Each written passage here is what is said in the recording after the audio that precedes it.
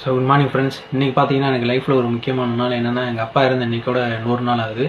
So நான் ஒரு 2-3 விஷயம் தான் சொல்ல போகிறேன்.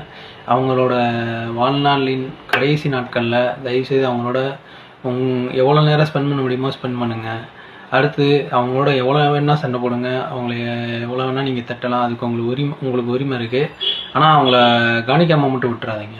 அடுத்து என்ன பார்த்தீங்கன்னா, இப்போ உங்கள் வீட்டில் ஒரு 4 பேர் இருக்குன்னு வைங்களேன். அதில் ஒருத்தர் தான் வந்து அப்பா அம்மாவை பார்த்துக்கிற மாதிரி இருக்கும். மற்றவங்களாம் வெளியூர் போய் செட்டில் ஆகிருப்பீங்க.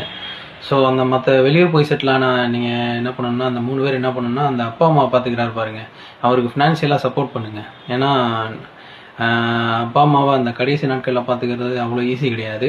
அதில் நிறைய விஷயங்கள் இருக்குது.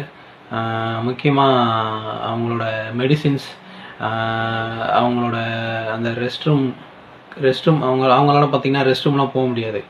ஸோ அதுக்குரிய திங்ஸ் எல்லாம் வாங்கணும். ஸோ அவ்வளோ செலவுகள் இருக்கும்.